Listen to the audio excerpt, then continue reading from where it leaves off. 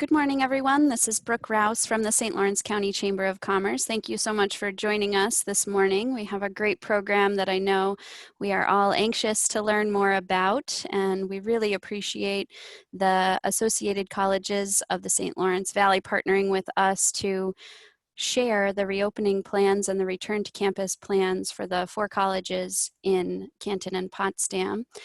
The St. Lawrence County Chamber has been active in helping businesses throughout this whole pandemic navigate and reopen, and we will continue to do so, and this is just a piece in that effort. So please, if you have any questions at all, feel free to reach out to us. We are in the office again, 315-386-4000, and you can find us at slcchamber.org. So we're going to get started because we have great presenters and great information ahead. Please, if you are interested and have any questions, type them into the chat box. We'll have a question and answer at the end, and hopefully most of your questions are answered, but we will have plenty of time at the end to answer questions as well. This is being recorded, and we will try to get it up and out to all of you as soon as possible. So if there are details that you miss, you'll have the chance to review that afterwards. I'd like to start by introducing Nicole Conant from SUNY Potsdam, who will introduce the program today and our other presenters. Great, thank you so much, Brooke, and thank you to the County Chamber for organizing it this morning. I would like to first welcome everybody. I'll do some introductions of those from the campuses that are here. But first, I do see in the chat box that we are joined by Congressman Elise Stefanik. So thank you for being here with us today. You have been a strong advocate for higher education. We know how important it is for our students to have access to funding through the CARES Act, and certainly COVID and responding to the coronavirus has had some impacts on our campuses financially. So we're grateful for your continued support of higher education for the North Country. And I will turn it over to you to provide some remarks. Thank you so much. Can you hear me all right? Yes, we can. Okay. First of all, thank you to all of our leaders in St. Lawrence County from all of our higher ed institutions. My office has been in touch with each of our colleges and universities and community colleges throughout this crisis. And I know how important that first round of funding through the CARES Act was to both the students and the higher ed institutions. But I know how important funding is going to be in the future. And right now, this week, we are in the midst of negotiations on an additional COVID package.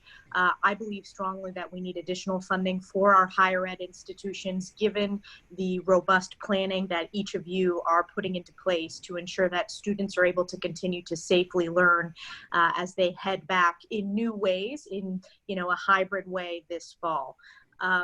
I anticipate there will be significant funds in this, as well as significant funds to the state and local governments. I know how important that is, particularly for our SUNY schools, to have that robust state and local funding. And the New York delegation is very united in advocating for state and local funds. In addition, I also believe that K through 12 funding is very much tied to higher ed in the sense that we need to make sure that our students are college and workforce ready and prepared. There will be additional funds. Right now, the number is $105 billion, which is a starting point to negotiations for school districts across the country. So in addition to our higher ed institutions, we have been very much in touch with our K through 12 superintendents across the district.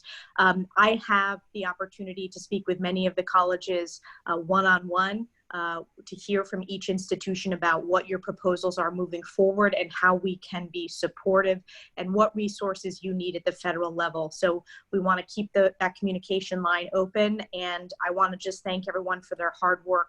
My staff will be on for the entirety of this call. I do have to go to a 9 a.m. committee meeting, but I just wanted to make sure that you know that I'm here. We are working, and I know that many of our participants today, I already have calls scheduled with you for later on this week. But thank you to everyone for your hard work, and thank you to the St. Lawrence County Chamber for putting together this important event. Great, thank you so much, and thank you for being here and for your continued support. I would also like to thank the other elected officials and administrators who are on the call today. I know that we'll be joined, are currently joined by Ruth Doyle, St. Lawrence County Administrator. Thank you, Ruth, for your partnership, for your commitment to the county over the last many months. It feels like years to some of us who are involved on the front lines of response. You have been fantastic. Thank you to Dr. Andrew Williams, who has been supporting our health directors, and we'll talk more about that as we go through the presentation.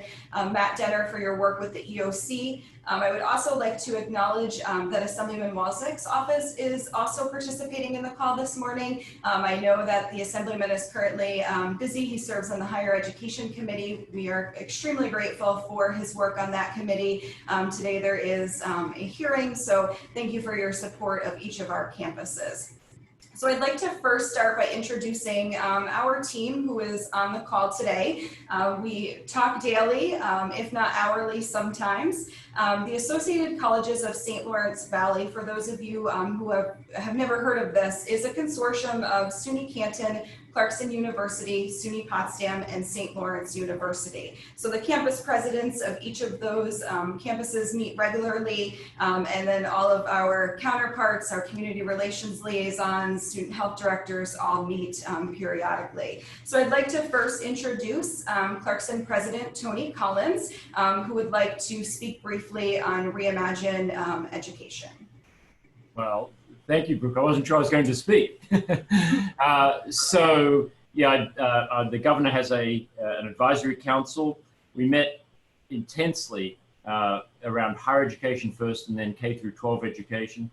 I honestly think that I can say that, as you might imagine, New York is leading the nation in terms of trying to open everything safely, driven by the science, by the numbers. I can't endorse that concept more. So, both sides of the aisle forget that. I think truly the governor is trying to lead us through to a safe endpoint. With respect to higher education, the private universities, there's a consortium, and then the SUNY system and the CUNY system, they got together to go through, I think, what are very outlined guidelines that provide for a very safe potential opening. It's, I would say, perhaps even more rigorous than the K through 12 opening, because we recognize we're going to bring students in from out of state, particularly St. Lawrence and Clarkson. So the governor's insistence on the hot state 2-week quarantine is important. I mean, that is really rigorous. For Clarkson, for example, we'll know every student coming in is being tested and will not come unless there is a negative. They can show us a negative test. And then when they get to campus, all of us, we've gone through extensive safe distancing in our classrooms, the way they eat and sleep, everything else. And then K through 12 followed in terms of some recommendations from the advisory council. And I would emphasize that the reopening is really being given to the school district level. And so strong guidelines again, but the emphasis is work with your local health department within the rules and regulations and form a plan that is the safest you can form. I'm choosing my words carefully. I think for higher education, the emphasis is definitely the safest. For K through 12, it's going to be the safest that you can develop, the safest plan. So it's a bit of a different emphasis, lots of guidance. So is that, I can answer any questions. I wasn't really sure I was going to give this little talk, but that's the background from, as I've observed it in Albany, tremendous emphasis on doing the right thing in the safest health-wise perspective, and credit to our local St. Lawrence Health System, Dr. Williams, and all of his colleagues been with us hand in hand the whole way, as we have with the county health department. I've never seen a more regionally cohesive effort to get us to the end point, which we're not even sure where it is, but we're going to get there as safely as possible. Thanks. Great, thank you, President Collins. Next, I'd like to introduce President Kristen Esterberg from SUNY Potsdam and ask if she has anything that she would like to share before we dive into the details. Great. Thank you and good morning. I'll just echo President Collins' remarks about the collaboration between the campuses and the county and our real commitment to making as safe a return as possible for our students. I think we've been working tirelessly all summer to make sure that our campuses, our classrooms, our dining facilities, our residence halls are as safe as can be. And we look forward to the continued partnership with each other and with the county and our county public health officials as we welcome students back to the region. So thank you. Back to you, Nicole. I'd like to next introduce President Zvi Zafran from SUNY Canton. And President Zafran, I don't know if you'd like to also say greetings. Well, I'd like to thank everybody who's online this morning for participating in this. We're glad that you're interested. We've got very strong plans, as you've heard, on all of our campuses at the 4 associated colleges. We've been working extremely closely together with each other, as well as with our local health authorities, so much so that they're probably tired of hearing from us, right, because we meet so often. And so I've never actually seen this much togetherness in any system that I've ever been part of. So I think I'm really proud of the way that the 4 colleges have come together, and all of our local elected officials and our local health officials and our local law enforcement officials. We want to make this the best opening for the colleges ever. That's our goal this fall, and to do so in the safest possible manner. So we've all taken large steps so that we're not just doing what the governor has mandated, we're doing more than what the governor has mandated. And so I think that's going to pay off, right, for us having a safe community, but we're all in it together. And so we have to work together to make sure that we all mutually reinforce the governor's guidelines, safety protocols, and so forth. And so with that, I'm going to stop. Thank you all for participating. Thank you. And I'd also like to bring greetings on behalf of President Bill Fox from St. Lawrence University, who was unable to join us this morning, but many of his team are here with us and will share throughout the presentation. So the way that the presentation is going to work today is, and I'll introduce the presenters in just a moment, we're going to be presenting information as a whole for each of the areas that we know that you're interested in hearing about, from testing to return to residence halls and the local community. So one person from each campus will be sharing the information on behalf of all of us, and then we'll talk about some of the differences. You'll notice on the first presentation slide, and for those of you who can't see it, it says information current as of July 28th. So as President Zafran stated, we are constantly refining our plans as we have new guidance from the local government or the state. We change those plans to make sure that we stay current and are doing the best for our students, our campus, and our community. So I'll take a second to introduce our presenters today. We have Ben Dixon, who serves as the administrative coordinator for the Associated Colleges of the St. Lawrence Valley. He has multiple titles, so he's also the coordinator of regional development at St. Lawrence University and the coordinator for the North Country Symposium, which I know many of our businesses and organizations have participated in. We also have Kelly Chisholm, who is the vice president for marketing and external relations at Clarkson University. We have Lisa Kenya, who is the Vice President of Community and Employee Relations at St. Lawrence University. And we have Lenore Vanderzee, who is the Executive Director for University Relations at SUNY Canton. And together, the 5 of us meet quite frequently. We're in constant communication. That's been one of the great things about this is we've come together and are communicating and making sure that what we're doing on one campus is consistent. Although there are differences between the SUNY schools and the privates, we want to make sure that we're working together because we are one community at the end of the day. So I'm going to turn it over to Kelly, who is going to start us off by talking about general return to campus, how we got to where we are today, and what our calendars look like for the upcoming semester. Thanks, Kelly. Thank you, Nicole, and thank you to everyone who's participating today. I see a lot of faces out there, people who've been working with us on these plans, and we want to, again, just acknowledge the tremendous amount of work and community support we're getting on this. So talking about return to campus, so many of us never left campus in terms of having online education and having students who were living there who could not go home after all of the orders came through last spring. But we have been, as we making our plans for fall, following the New York Forward website that phased in various industries. We are part of phase 4 for higher education, and they provided us an extensive amount of guidance in terms of requirements as well as recommendations. There are also phases and recommendations for higher education research, with several of us following that as well. All across the board, we each had very broad constituent-based groups that helped us with building our plans, ranging from residence life to employee return to work policies to community integration to health and safety factors, all of those things to meet all of those guidelines. And of course, as Nicole said, we could not have done this without the great support from St. Lawrence County, its public health department, the emergency services, the Board of Health, and all of the administrators there. So all of these plans reflect many of their recommendations, their guidance, and their good counsel on so many fronts. All 4 of the campuses here do have a model of higher education. Any vulnerable populations, students who would not be comfortable returning to campus, do have online options to continue to complete their degrees on time. The plan for the return to campus portions are both in-person instruction as well as online learning in some cases, and what we sometimes refer to as hybrid, where you may get the lecture online, but the class discussion then is in a appropriate setting that is in person.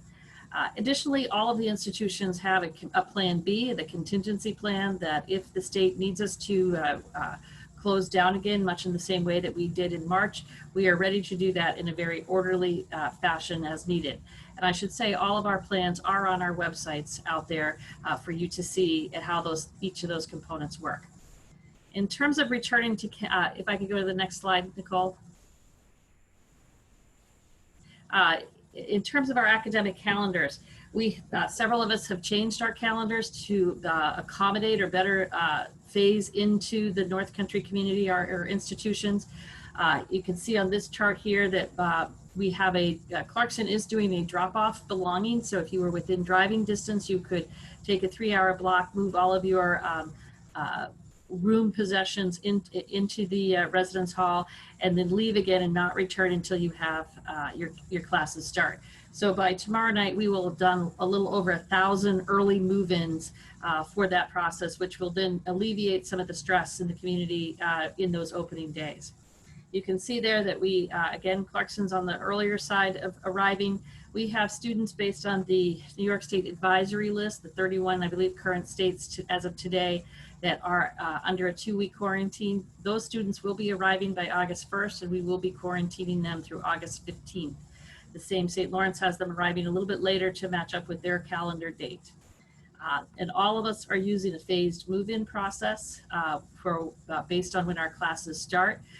For example, too, when Clarkson says August 15th through 30th, our original start date was the August 30th. We're asking all of our students to be here by then. They can do online from August 19th to 30th as part of that phased in move-in plan that we have there.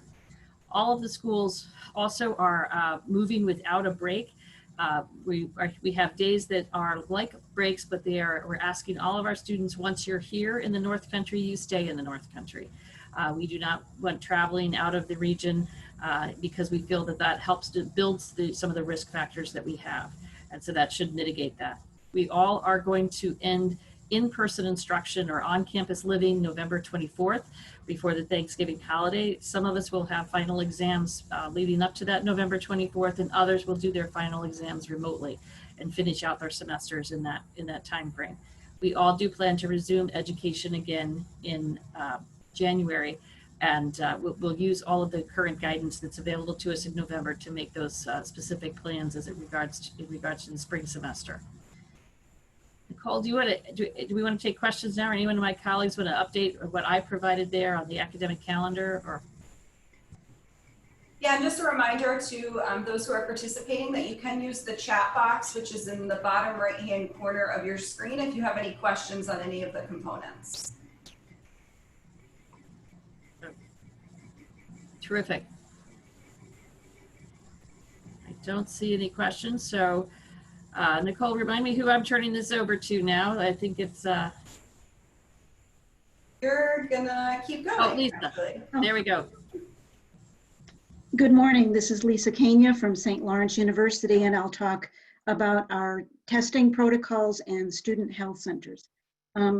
All 4 colleges, of course, have a student health center. Clarkson and St. Lawrence health centers are managed by St. Lawrence Health Systems in a long-standing partnership for which we are very grateful and very proud to work with our colleagues in the St. Lawrence Health System, Potsdam, Messina, and Gouverneur. SUNY Canton and SUNY Potsdam have independent health centers, but as mentioned earlier, the directors of the health centers work closely together, meet regularly, and coordinate their efforts. The colleges do have a protocol in place for reporting positive cases and cooperating and coordinating with the St. Lawrence County Public Health Office, with whom we have had a relationship for the past several months, meeting regularly with Dr. Williams, with the Director of County Public Health to get the best advice on planning for the future, as well as managing our campuses through March, April, and May, when all of us had some students on campus and we were able to keep them safe. St. Lawrence County Public Health, of course, will take the lead on contact tracing should we have any cases on our campuses. However, each of our campuses has a core of contact tracers that we have recruited as volunteers. I think Clarkson has more than several dozen contact tracers, and each of us has very healthy number of individuals who raised their hands and indicated that they would be delighted to assist in connecting with students, faculty, staff, or visitors as needed to make sure that information flows quickly. Perhaps the next slide, Brooke. Our employees have been working from home since March, and we are phasing their return slowly at St. Lawrence, and I think similarly at the other colleges. Each office has to create a return to work plan, fulfilling all of the requirements of the state, and we have committees on campus that are working with our colleagues to define those plans and to make sure that they have the appropriate equipment, PPE, as well as retrofitting offices to make sure that offices are safe for the employees. Our employees are being trained on the wearing of PPE and appropriate social distancing, and we all have posters throughout our campus already. Each of us requires daily health screenings.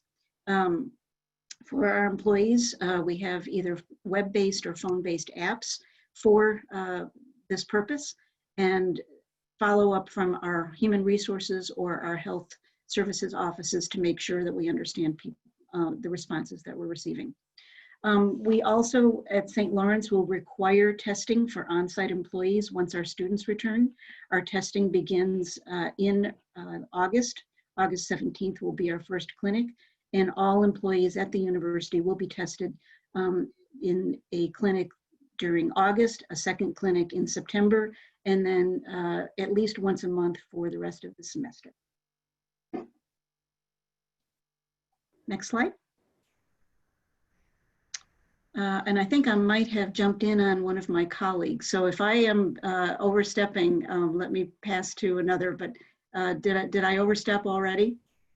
You're okay. Am I okay? Good. All right. Yeah. All righty. I think I did have student testing as my assignment as well. So I'll just mention, as others have said, all 4 colleges are taking a very careful and proactive approach to our student testing requirements that exceed the recommendations of New York State and the CDC. All of us have been working with St. Lawrence County Public Health and Dr. Williams to understand what we might be able to do and what the best testing protocols and solutions might be. St. Lawrence and Clarkson are working with the Broad Institute of Harvard and MIT for our testing protocols, and SUNY Canton is working with the Upstate Medical Center.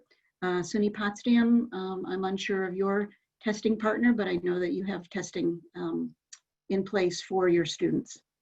You can see the protocols on the slide here. If you can see the slide, Clarkson will do pre-arrival testing, on-site testing upon arrival with 300 or so random tests per week of our students. St. Lawrence has a similar protocol. We will require tests 5 to 7 days before students arrive, and they must have a negative result to come to campus. We'll have upon arrival testing as they come in August, and then we will do a second clinic 2 weeks later for all students and employees as well. And then we will move to randomized testing every Tuesday throughout the rest of the semester. SUNY Canton will test upon arrival and do weekly randomized testing, and SUNY Potsdam will do upon arrival and randomized testing as well. All 4 colleges also will do diagnostic testing for those students who may exhibit some symptoms or have some particular worries about being exposed to COVID-19. And as I mentioned earlier, each campus does have contact tracers, and we have relationships with the Department of Public Health to coordinate contact tracing. Should any student or employee have an exposure, we're able to quickly identify those who might be at risk and place individuals in quarantine, at least on our campus, in a campus residence hall with appropriate safety protocols, or ask an employee to quarantine at home. I think that is my section, and we'll move on to our next coordinator. Actually, Lisa, I believe that this is your final slide before That we mine too? transition. But there are a couple of questions that I just want to address briefly from the chat. So one important question is, will the academic calendars be shared, especially for our businesses, so they know when there will be people around the community? Yes, that is posted, and we will make sure that you have the link. The Associated Colleges website is kind of our clearinghouse for all of that information. This presentation is also being recorded, so we will post that, and the Chamber will share it as well. And then I believe that the last question about how we will monitor students and enforce their behavior through Thanksgiving will be answered here shortly. So Lisa, I'll turn it back to you, but just wanted to highlight those 2 things. Okay, thank you, Nicole, and apologies to you for jumping ahead.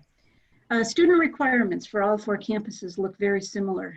As Kelly mentioned earlier, we are staggering our arrivals so that we are able to test and respond if we have any issues with those testing.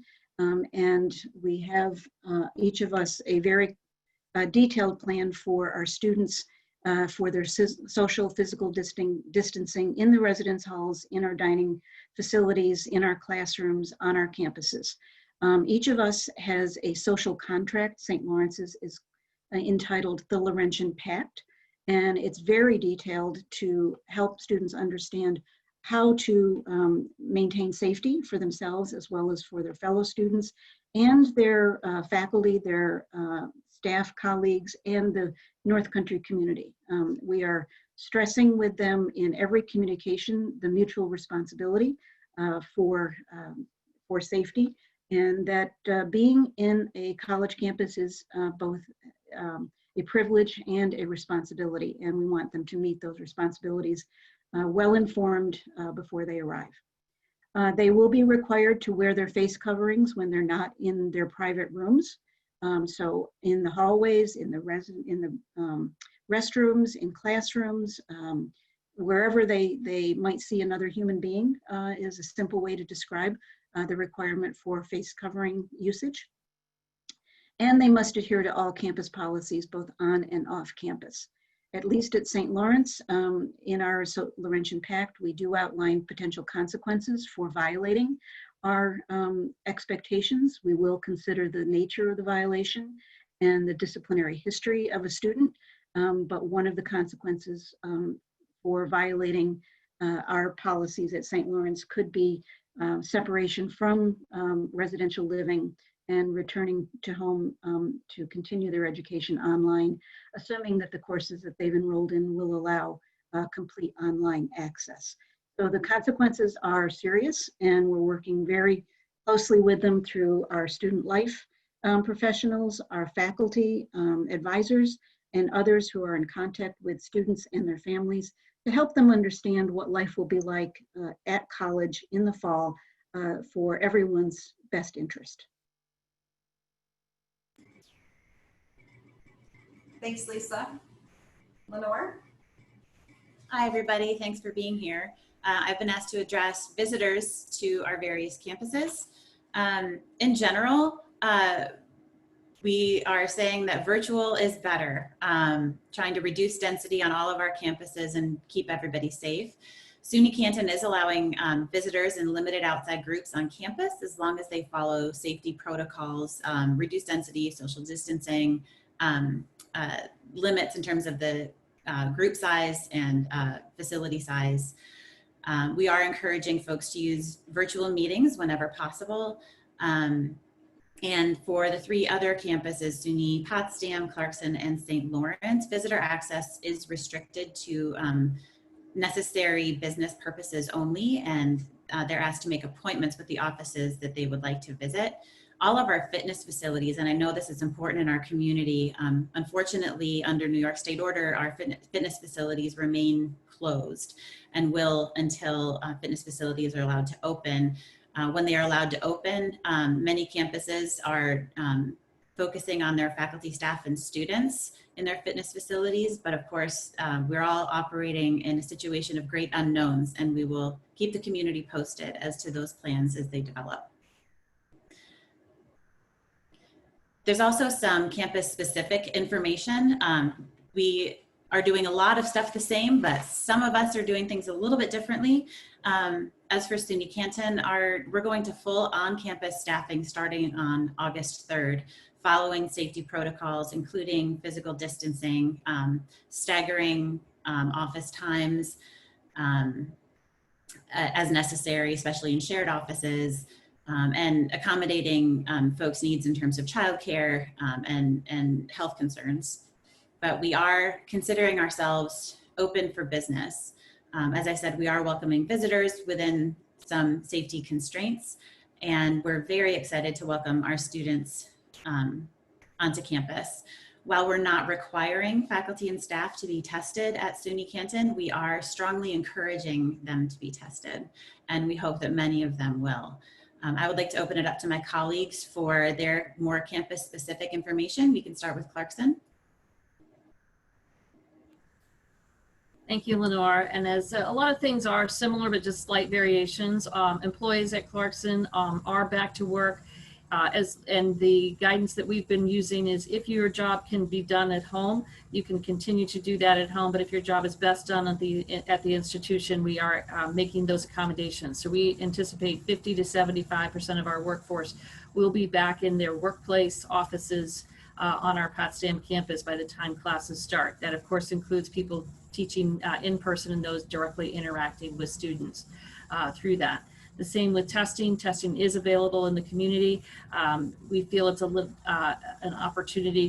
The people coming in from the outside, those folks are going through testing. To answer, I think, the question too that was earlier about how will you keep people in the region as part of the daily screening, we do ask if you've left the region and if you've left New York State. And so part of that is just providing those things. A lot of our, just to kind of give a breakdown in our curriculum also, that we are about, of all of our classes that we're offering, about 10 to 12% at this time are online only, 38% are hybrid, and 50% are in person. A lot of those in-persons are the labs and field, and a lot of interesting field work that we're doing as part of community relations and projects that we have throughout the North Country as part of that. I think also just on the random testing, all of those first few weeks are really important to everything that we're doing. That will help guide where those next tests go so that we are most accommodating and finding the region's needs. Thanks, Kelly. Lisa, do you have anything to add from St. Lawrence? I'll just note that all 4 colleges do have websites with our full plans accessible to everyone. St. Lawrence is entitled Always Forward, and there are many, many details well beyond what we're able to share with you this morning on our websites. St. Lawrence will have 1,800 students on campus this fall. Typically, we have 21 to 2,200 students on campus, with another 200 students in our international abroad programs. We will not have any international programs this fall, given the world situation. So we were required to consider who might be on campus for the safest possible residency. And we considered our capacity in terms of the architecture that we have on campus, as well as the resources, and came to a decision that 1,800 would be the safest plan for us. But details for that plan, again, are on our website. And they also talk about our employee base, which will be at about 50% at any given time. And that the visitors on campus, again, will be restricted for everyone's safety. Thanks, Lisa. SUNY Potsdam, Nicole? Yes, and before I share information, can you, similar to Lisa, Lenore, and Kelly, can you share a note about capacity as well? Sure.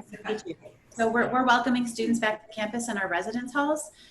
We are allowing doubles and singles and as few triples as we can based on demand. We're trying to keep that distancing.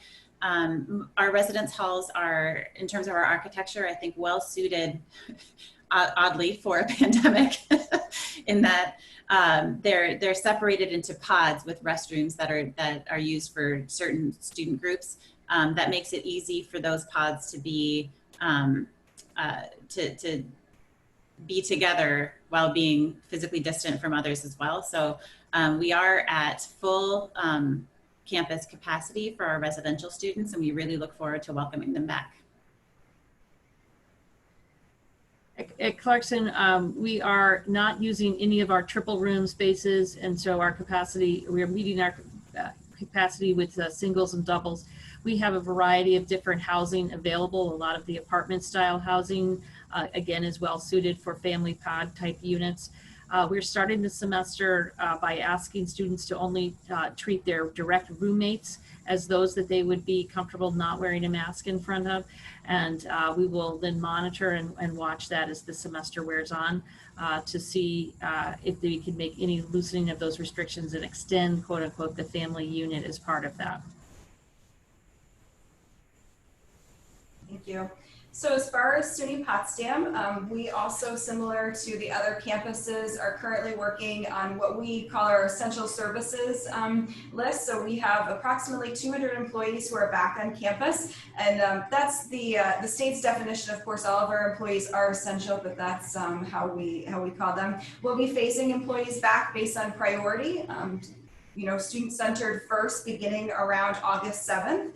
And one thing that hasn't been addressed, I don't think yet, is life on campus returning back.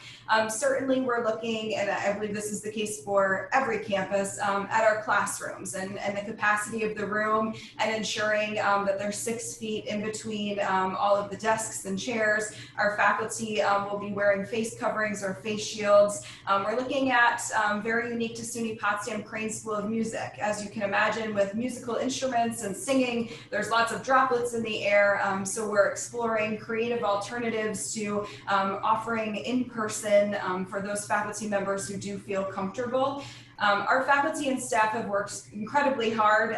We went right from the spring semester and going to distance learning right into fall planning. And they have been so incredibly creative in the delivery of their courses. Our students do have the option to return to campus or not.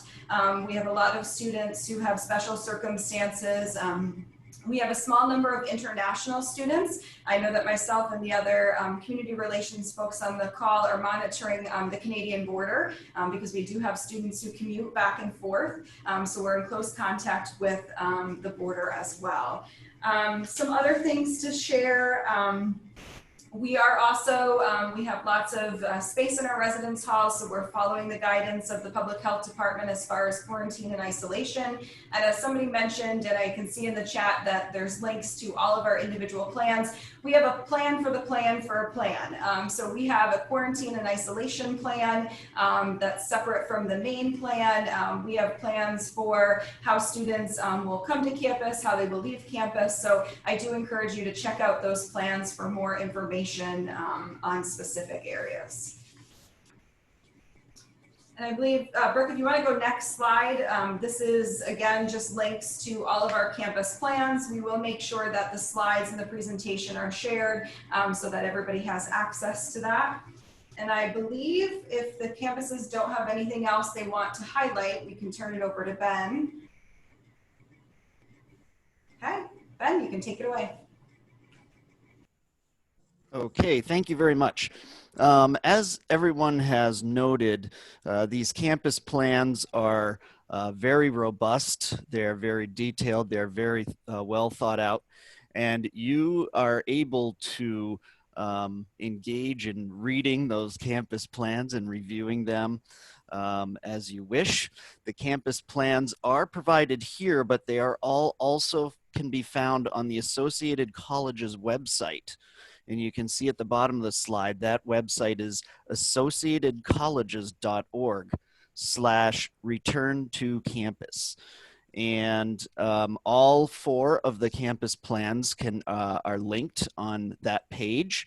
I will also note that we have a combined academic calendar on the Associated Colleges website as well, so that you can go back and see that you know what all the dates are for the academic year. I will also note that Brooke Rouse is recording today's session, and I will be posting the recording of this session today to the Associated Colleges Return to Campus webpage as well. So you'll be able to go back to this event as you wish.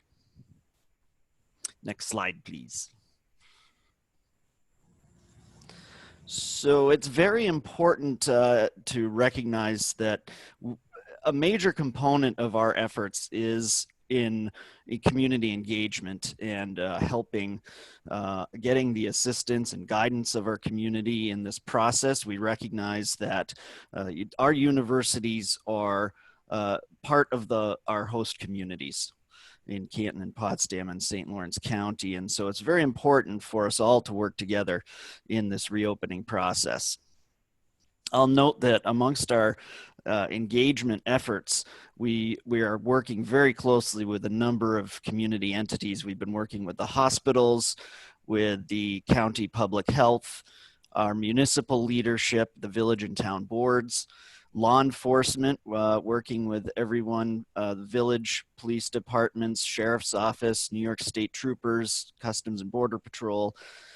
We have kept a contact and appraisal with the reopening task force, and of course working with our chambers of commerce, the St. Lawrence County Chamber as well as the Canton and Potsdam chambers. So can't stress enough how important that has been. We've been meeting with all these entities regularly and with each other regularly. So some of the things that we've been looking to do and are doing to help engage the community in this process as we look forward to the return of students and employees to campus is, you know, getting an educational campaign going around the county to welcome our students back. It's going to be very important during these strange times to welcome our students when they get back so that they know they are wanted here. Also to encourage appropriate behaviors for dealing with the pandemic, wearing face masks, social distancing as necessary. So also, you know, being in communication with the various government agencies about the enforcement of face coverings and social distancing, and wherever the businesses can help with that enforcement will be very helpful to us, just as we will be enforcing our students to participate in those kind of responsible behaviors. So we will be encouraging our students to shop locally here in Canton, Potsdam, and St. Lawrence County, but to do so safely. They will be required to wear masks when they go downtown. They will be required to socially distance as possible. And of course, through sessions such as this, we look forward to all our opportunities to engage with the businesses in this process. Next slide, please. So you, just as we will do everything that we can to make sure our students and employees are behaving responsibly to limit any kind of impact on our host communities, we can use your help as well.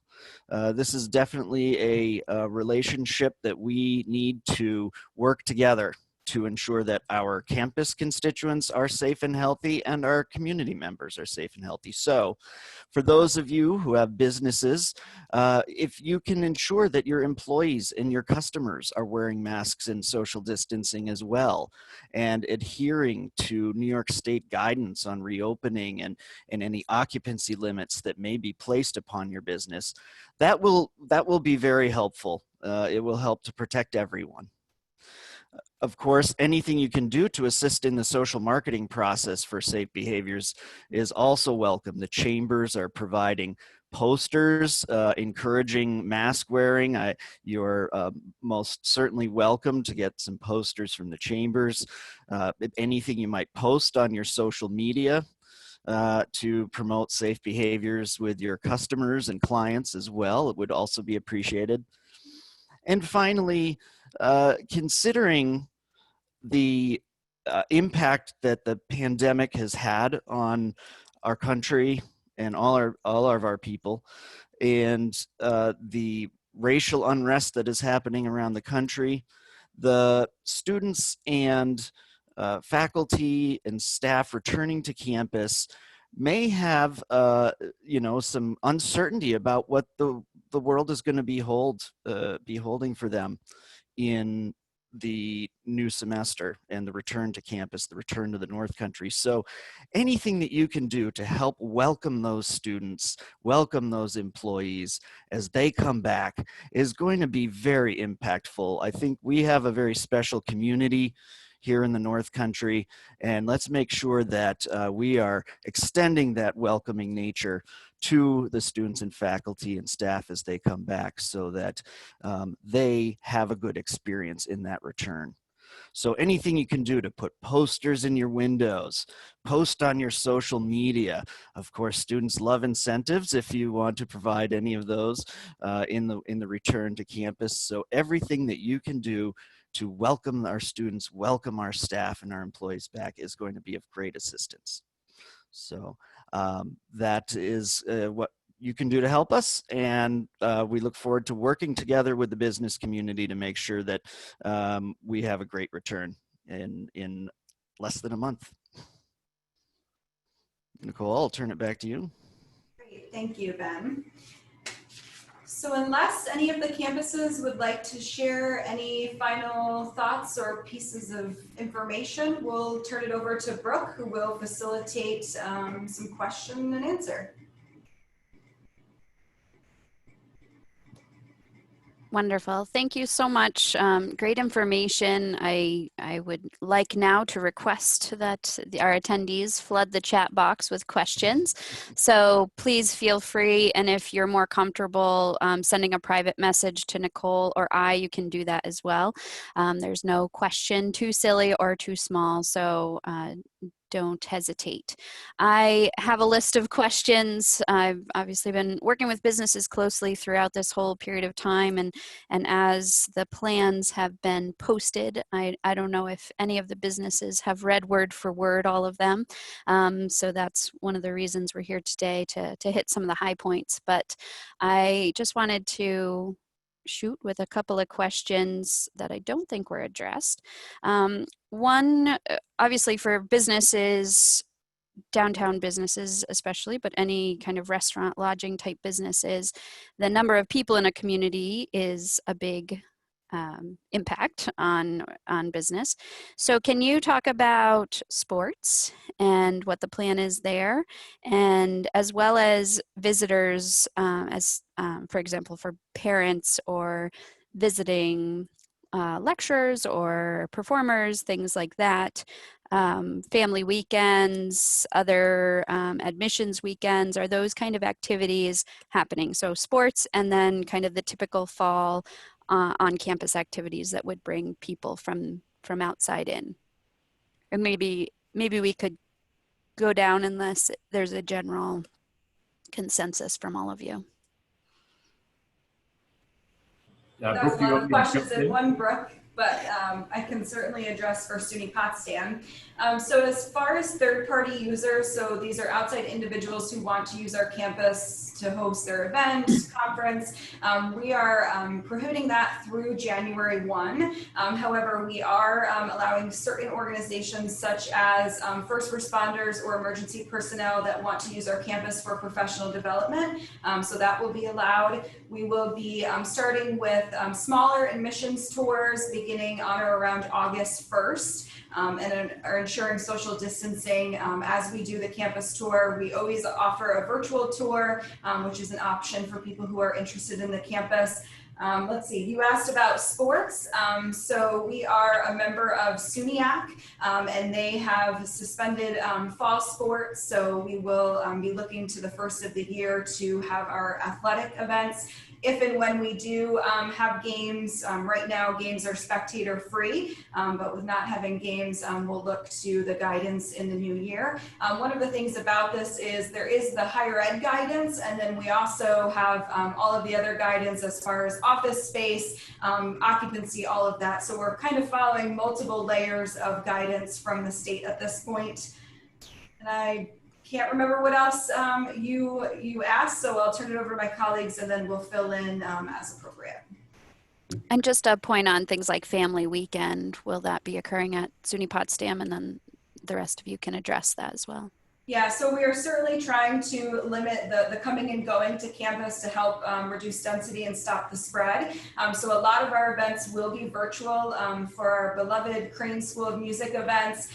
We will, if we have performances, they will be live streamed. We're not going to be bringing in guest artists. Again, we're focusing on our safe return of students.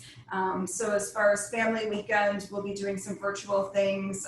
Performances will be live. We're always streaming older performances and sporting events. So I encourage you, if you haven't liked the colleges on Facebook, Instagram, social, all of those things, to do that, because we are doing a little bit of throwback while we wait until we can have those wonderful events again. And I do recall that you talked about, or somebody asked about food deliveries. So I know that each of the campuses are working on a plan. Certainly we want to encourage our students to shop local. And so we will have centralized drop-offs. All of our buildings had card access beforehand, but our buildings will be locked to the residents actually in that building. So we're looking at alternatives. I know one of the things that I've heard from businesses is how do we communicate with the students? We're looking at some virtual engagement that we'll share more on virtual newsletters, just ways that we can do things a little bit differently to engage our students. We also are cognizant that we'll have a few students who won't be coming back to the area in the fall, but will be here in the spring. So we do want to engage those students with local businesses. So when they come back in the spring, they're really excited about going to get froyo or going to the movies or miniature golf. So we'll be doing that also for students who choose not to come back as well. And Nicole, I would echo, yeah, on the delivery for businesses on campus, we will have central delivery locations for food and other places to check in, as well as an entrance to use as part of that guidance. And for everyone, you know, the phase 4 guidance under New York Forward is still that you cannot have a gathering of more than 50 individuals right now. So it makes it very hard to plan for anything like a family weekend. So unless those things change in New York State, I don't anticipate that we will be adding some activities like that. Regarding our fall sports schedules, that's been a long discussion, and I know President Collins is on here. The presidents of both St. Lawrence and Clarkson are both part of the ECAC for winter sport that starts in the fall semester, and also for the Liberty League that is where our Division III athletes. Tony, do you want to add anything about the conversations from the presidents on Liberty League and ECAC? Sure, I think we did a valiant job of trying to hold sports active in the Liberty League because we recognize that for so many of our students, the student athlete experience is really important. So for our events, at this point, and I'll come back to this in a second, at this point, no spectators. Liberty League competition is cancelled until December the 31st. I'll just jump ahead. For winter sports, that's for us, that would be basketball is impacted one weekend. So essentially, it's the fall sports that are impacted right now. Liberty League, no league competition. Now, that does allow for individual institutions to plan, I'll call them scrimmages. So it would be possible, for example, for Canton, SUNY Canton and St. Lawrence and Clarkson to play soccer events, no spectators. And so coming back to my point is, and Kelly's point is, we watch all the rules and regulations very carefully, and we're watching our student populations. And we're expecting, if possible, kind of a phased opening up a little bit. Right now, we're not planning any scrimmages with any other institutions, but if we open the campus successfully and we get a couple of weeks in and we're continuously testing and we see that our student body is responsible and that there are, I'll say, few cases on campus. We hope no cases on campus. If there are few and we can control all of that, then we will allow a little opening up. And so in that case, maybe we would schedule some scrimmages in the North Country. So we can't be definitive and say absolutely nothing or yes, this is going to happen. We're going to be in a very much watch and see what happens mode in terms of state regulations and our own on-campus activities. So as we begin it, no spectators, not even students being allowed to go to stand the perimeters of our athletic competitions. And so it's pretty stringent, but that's how we're going to start, and we'll see what happens in terms of the health of the campus and what occurs. So that's our plan. And that, I think, is pretty much true also for St. Lawrence. Bill and I have been on many calls trying to understand the way forward here. And just so people are aware, will sport teams still be practicing? I just want to anticipate the optics if people do see teams practicing. It's a great question. The answer is yes. We do expect that safely undertaken, you will see athletes participating in practices. We believe that can happen appropriately. Remember, we're bringing our students back to campus. We're bringing them into the region. We hope COVID-free, and then we'll continue to monitor them. And so we're hoping that we'll live in this bubble, and that we will allow practice. I think it's particularly important for athletes, higher education or college and university athletes. That's been their life. They expect that kind of activity and the regimen that comes with that. We believe that if we can oversee and keep to a schedule all of our students and keep them active and participating and focused on what's important, that's a more successful route to a healthy and safe reopening of our campuses than just lock them down and do nothing. That would, I think we all agree that would be more high risk than keeping an eye on them continuously. And for athletes, that's relatively easy to do, given the rigor of what we put them through in terms of training and practice. So that's the theory behind it. I would add for SUNY Canton, there's lots of questions that have been addressed here by all of my colleagues and lots of questions that have been asked, so I'll do my best to cover them. We are allowing food deliveries on campus. We ask that the delivery people meet the students outside of the residence halls. We're not allowing visitors inside the residence halls, as I think is the case on the other campuses as well. We are having our athletic teams practice. There will be intramural competitions, potential scrimmages. As Tony suggested, I think a lot of us are viewing athletics in the same way, seeing our student athletes as really important parts of our campus, and that experience is really important to them. So we want to make sure that we allow that to happen in a very safe way. Any athletic competitions we have will be live streamed. We've been doing that for a while anyway, for the benefit of our online students, and will continue to do so. And our family weekend this fall, along with our alumni weekend, is planned to be virtual. As Kelly mentioned, the group size limited to 50 and the requirements of social distancing and safety, we didn't feel like those activities could be done safely at this time, and we look forward to when they can happen again. And if I could add a couple of words to what Lenore just said. The fall sports, again, our conference has canceled, competition play, right, for the NAC conference. But it has not limited us in terms of playing scrimmages with other colleges. And as Tony said, we're looking forward to that. And as well as with perhaps some other colleges that are local from the NAC. We think it's important, and some sports are obviously safer than others. Golf, cross country can certainly be done safely, and other sports we're looking at ways of doing them in a safe manner. And we think that that's very important. Thank you, Zvi. Lisa, did you wanna? Sure, I'll round out to reflect that my comments are the same as my colleagues. We do expect to have a designated drop-off space for vendors, which we will add to our plan when we work out some details.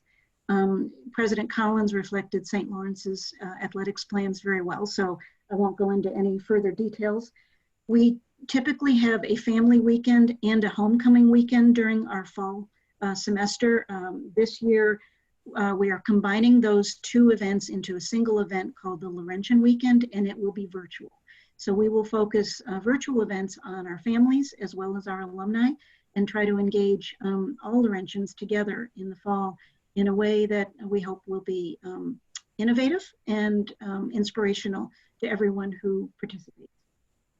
And I did leave out one thing which I just want to mention, and that of course is, as a lot of activities go virtual, right, for student activities, one of the things that we've done for quite some time now is esports. And so we've been competing through the summer and through the pandemic. There was a SUNY-wide competition, right, in esports that we hosted. And we just either are having one or just had one with University of Buffalo. And so we look forward to more events of that sort, and we invite you to watch them online as well. Thank you. And we will continue to keep the community and the business community updated as plans change or are updated, and we can host another event similar to this partway through the semester or whenever it's appropriate. So keep an eye on our emails as well. Brooke, may I just kind of provide a little closure to the comments made by my colleagues here. The questions you raise about athletics and events during the year, such as homecoming and family weekend, the four universities, of course, recognize, excuse me, the important role that we play in the community in terms of supporting our businesses and the local economy. Between us, we have over 12,000 students, more than 3,000 employees, and our annual economic impact has been studied by various groups, and combined is approximately a $1 billion per year economic impact to our local communities. We know some of this is bringing people to the North Country for things like homecoming and family weekend. However, given the circumstances, what we need to be thinking about our short-term impact and our long-term impact. And so what all four campuses have strived to do is find the balance between, supporting the businesses where it is safe and healthy to do so, and where things need to defer to health and safety as a result of the pandemic. And an important premise behind the decisions made is that we want to limit the amount of coming and going between the North Country and other communities across the country that people may be coming back and forth. The greatest impact that we can have for the local business community is to be able to safely bring back our students and employees for the long term over the course of the year. It's very important that the community and the universities work together to make sure that we are able to continue to have our employees and students on campus through the semester. So that, I hope, provides a little bit of a sense of the decisions that were made in terms of, you know, our events and so forth over the course of the year. Thank you, Ben. And both Tony and Lisa made the important point that, you know, our plans are subject to change as we go. They're living plans. They are living plans. We will be continuing to work extremely closely together to make sure that our plans adjust as needed to the circumstances that come to us as a result of the pandemic or from New York State guidance. So that's an important thing to remember. Thank you. Thank you. I do have a couple more questions as far as students being off campus. So one is, as they arrive, you each presented a bit about the schedule for arrival. Maybe I'll shoot back to that screen as we talk about this. And you talked about quarantining phases and things like that. What can businesses expect for when students arrive? Are they being told not to leave campus? Are they being told not to leave campus for a certain period of time? You know, typically businesses are ready for move-in and a lot of activity and then ongoing student activity. Is that something that should be expected this year, or can someone explain that a little bit, kind of what the next month is going to look like? I'm happy to start on behalf of SUNY Canton. When our students arrive, they'll be tested immediately upon their arrival. We're expecting results within 24 hours, thanks to our partnership with Upstate Medical University. Until they get their test results, we are requiring that they stay on campus and stay to their room as much as possible. So we're trying to keep that's one of the ways in which we're trying to keep our community safe and our students safe as well. For St. Lawrence, it's a similar cadence. We will test upon arrival. We expect test results within 24 hours. We're asking students to stay on campus during those 24 to 36 hours when the results return. And they're being asked to remain in St. Lawrence County, but not remain on campus after the negative test result comes back. So we do hope that they will connect with the community again safely, wearing face masks, social distancing, respecting your business protocols, and your own approaches to customer relations. I would echo what my two colleagues have just said as well on the testing. And yes, please go into the downtown areas and shop, but we're asking everyone to follow all of the same protocols with face masks, appropriate social distancing, appropriate hand hygiene as part of that, and to not frequent places that aren't following those guidelines. So that we can ensure that we keep that safe campus that we've worked through to get with the testing both before their arrival and after their arrival. Yes, similar. And one of the things that we're partnering with Clarkson on, and we invite those who are landlords or property owners on the call, is this Thursday we're having our first meeting, a joint meeting with the Village of Potsdam, Town of Potsdam, our local landlords and property owners who have students in their buildings to talk about ways that we can support our work together. Our students need to follow the same policies on and off campus, so providing some education to the property owners and landlords about what disinfectant to use. You know, what do you do when you hear of students having a gathering that's potentially unsafe? So we will treat our off-campus students just like our residential students and work directly with the landlords and property owners. Nicole, how can people join that call for Potsdam? Yeah, so they can either email Kelly or myself. We've set up community@clarkson.edu and community@potsdam.edu. So if you're concerned about students off campus, kind of see something, say something, you can contact us through that email address, and I will provide the information. Of course, it will be virtual. Brooke, I'll make sure that you have that as well, but that's this Thursday, the 30th. I've received a couple of private questions, so I do want to address those. One of the questions is about first responders coming to campus when there's an emergency, and how will they know where our students in quarantine or isolation are. So certainly our university police will follow the dispatch protocols when a fire alarm goes off in a building to identify whether or not that's a space that we may have students who have tested positive or are in isolation. So if my other colleagues could talk about how they're handling that, that would be great. Similar protocol at St. Lawrence University. Our security and safety staff coordinate with first responders and local police and understand each other's calls and work with EMS and fire and police when they need to come on campus, and will help direct appropriately. We are using Kirk Douglas Hall as our quarantine space. And if we do need to quarantine or isolate our students there, with one or two exceptions in isolated places, those rooms are the only ones where we will have quarantine students. SUNY Canton is also similar. We really appreciate the ongoing partnership we have with our local law enforcement and first responders. We always have open lines of communication, and that will continue. And the protocol is very similar to what Nicole outlined at SUNY Potsdam.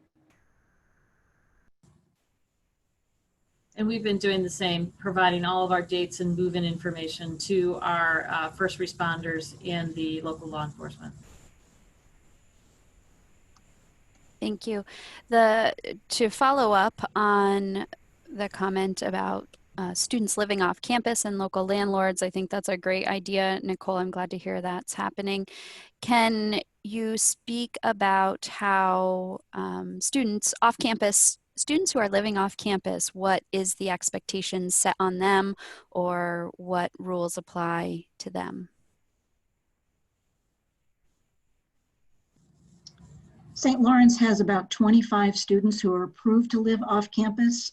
They are expected to follow all of the rules when they are on campus, taking classes or using our facilities. If they are exposed to COVID or they have a positive diagnosis, their quarantine or isolation will be in their own spaces rather than on campus. But we will take each case separately to try to understand what the safest possibilities are for those students. So a very limited number of students every year is allowed off campus, and we will work with them to make sure that they and our community is safe. One of the things that we're doing at SUNY Potsdam is each student will complete a pre-arrival questionnaire, which will ask, have they been tested for COVID in the recent weeks? What was the outcome of that test? They'll identify where they're living off campus. So some of our students are identified as off-campus students, but we have a branch campus at Jefferson Community College, so may not be in St. Lawrence County. They'll identify what happens in the situation that they do become ill.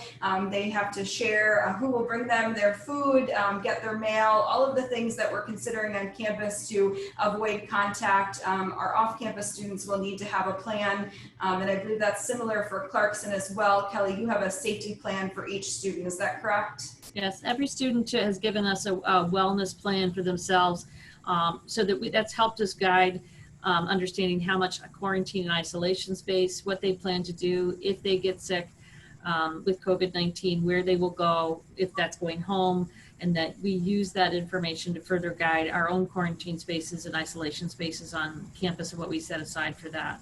All of our students too will be doing the daily screening process, and so and including those that do not live on campus, and so those will flag those records right away if we're not getting an answer on those. And the Clarkson commitment, our code of conduct, applies to students whether they're on campus or off campus. That's similar at SUNY Canton. We have a lot of commuter students, which means our students are really members of our community. They are expected to sign the student pledge that we've put forward, which says that they need to comply by mask wearing and other safety protocols, both on and off campus. We're testing our residential and our commuter students before classes start face-to-face. And, you know, we have a lot of faith in our students as members of our community that they will respect the laws and regulations that we put in place, and respect you as business owners, that they'll respect the protocols that you have in place as well. And one thing that we decided to do at SUNY Potsdam in the spring, we did have around 60 students who remained on campus when we shifted to distance learning due to hardships. And so we were proactive and did test those students, even though a majority of them had been here, were asymptomatic, and we did have a small cluster of positive cases. We have developed a website where we will continue to be transparent about the number of pending test results, the results of those tests, how many are in quarantine, how many have been cleared. So we will continue that. And we did break it down by off-campus and on-campus students in the spring. We do have guidelines that we have to follow as far as campus notification when there is a positive case. But again, you know, being proactive and testing all students to ensure that we stop the spread did result in some positive tests. We would not have changed our opinion on the students who had hardships. They definitely needed a place to stay, but we'll continue to be transparent on our website as far as cases, similar to how the county does as well.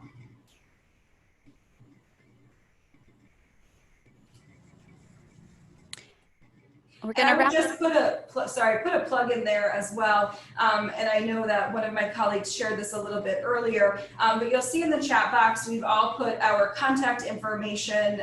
We are connected probably more than we should be to our phones and emails. But one important thing is that we ensure that we work together to get the facts out there. Certainly, I know people are relying on social media for their news and for information, but at any time, if there's a question or if you hear of something that you just don't think is appropriate or sounds right, please reach out to one of us. We'd rather spend time getting the facts out there than having rumors circulate, because again, we miss our students.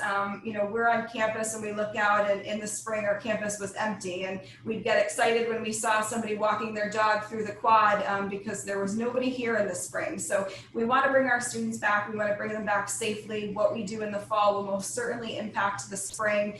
So we want to make sure that this is a welcoming community campus for our students, and I think one of the things is ensuring that we get the right information out there. I would also like to say, you know, this call has been about the college's reopening plans and the hard work that all of our campuses have put into keeping our faculty, staff, and students safe as we bring them back. But I also want to acknowledge all of the business owners and organizational leaders on this call and the hard work that you have put in and continue to put into reopening St. Lawrence County safely and to welcoming our students back. We really appreciate an ongoing community partnership, which is the whole purpose of this call. I want to appreciate Brooke and the St. Lawrence County Chamber for hosting this.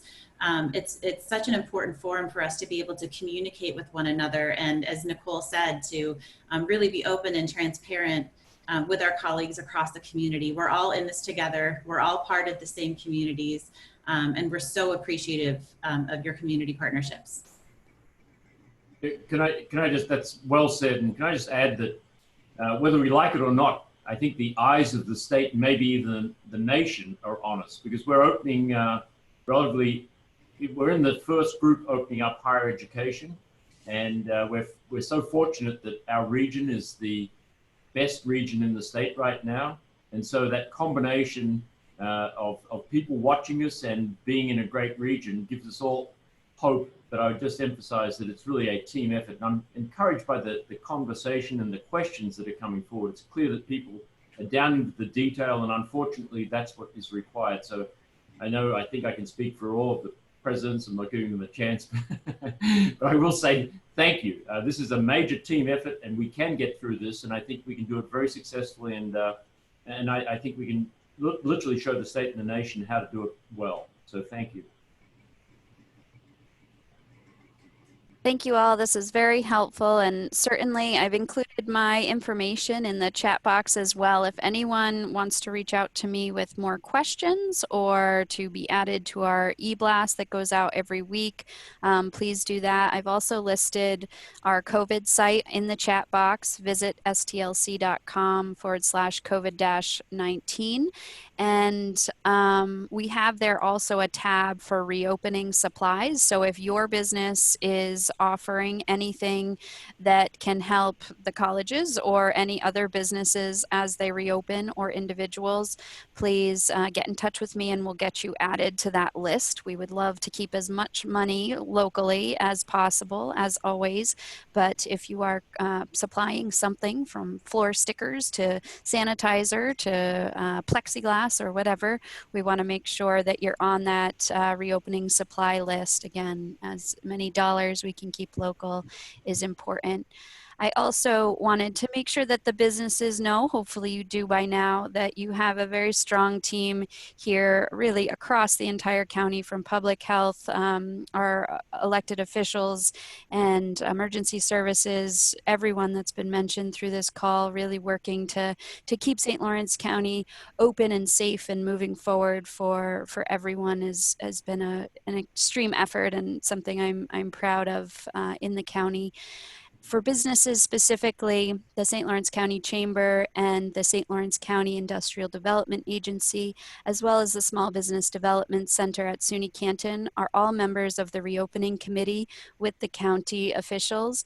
We meet weekly to assess the situation and identify needs in the community specific to continuing to reopen safely for our businesses. And the image I have on the screen here is of a yard sign that the IDA is having printed locally currently. These will be distributed and available. The point is that we really want to make sure that people understand that wearing a mask specifically is a great way to support business and the continued reopening and the safe reopening. And so we'll be putting these out across the county. If you're interested in putting it out, let us know and we can get one to you and we can order more if we need to. But the moral of this whole conversation is that we're in it together, and the more we can work together, the better we will all be.